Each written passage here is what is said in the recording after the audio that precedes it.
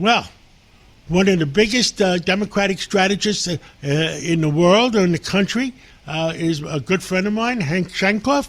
Well, Hank, where the heck are we? The Democratic Party is being moved in on by the Socialist Party. A lot of Democrats are starting to get very much concerned. Give us a status. Well, they should have been concerned, frankly, John, about a year and a half ago or 2 years ago when they watched Mondami in action. This is not going to end.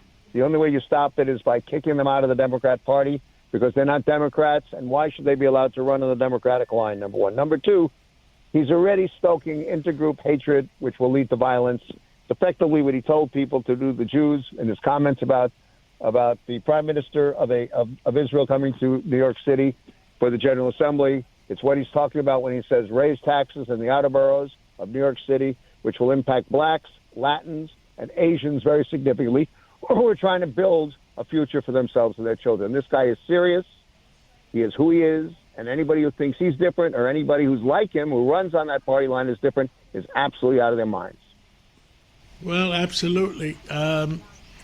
Where do we go? I mean, there's rumors around, and I'll tell you the latest rumors in case you haven't heard them, is that AOC wants to run for president, and that Moldami Zoran wants to run for the United States Senate against Chuck Schumer. What is your pulse in that situation?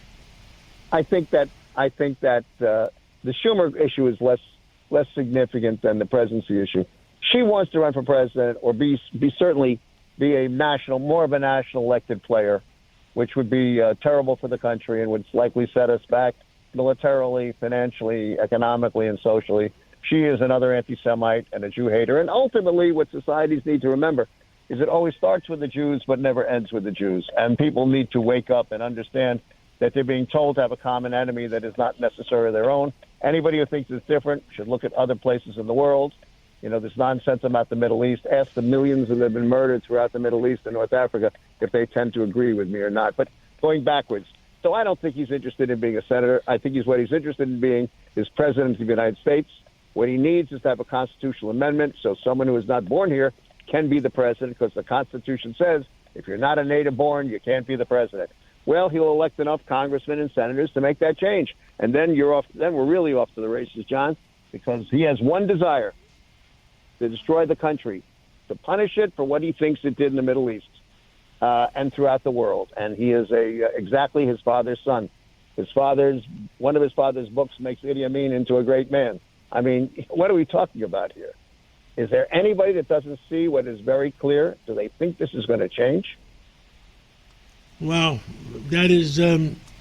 I will tell you that they better be concerned. I spoke to a lot of, I'm not going to mention names, a lot of high-up people in the Democratic Party, of mutual friends, and they all of a sudden, they're all concerned, and I wish they were more concerned last year.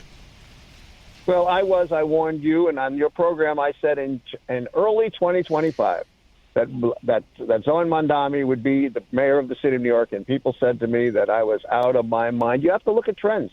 The demographics of our cities are changing. This is no longer a Western country. People don't understand what it means to sacrifice for freedom. If you talk about Normandy and Omaha Beach today, the children would have no idea what you're talking about. That younger generation that's with Zoran and the socialists have paid no price, borne no burden, never had a tough day, never put sweat on their hands, have no idea what any of this means.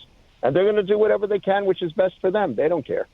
What is best for them is to do nothing and to somehow be told that they are going to be the kings of the planet, even though they paid no price and bore no burden. And further, they stand to inherit the greatest transfer of wealth when our generation dies in the history of mankind.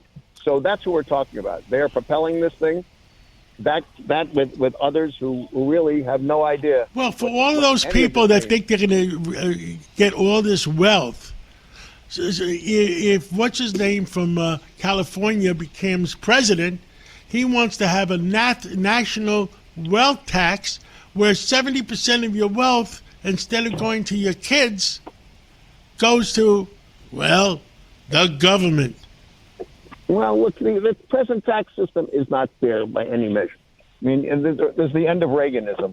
And that tax system that was changed to ensure that more wealth went to the rich and that there would be this trickle down is an absolute fraud. And we can look straight ahead and say, We went from an industrialized nation to a credit economy, and it's not working because more people are being left out. So unless you make changes, this is only going to get worse. It's going to get worse, much worse. Well, Hank Sheinkopf, let's work together.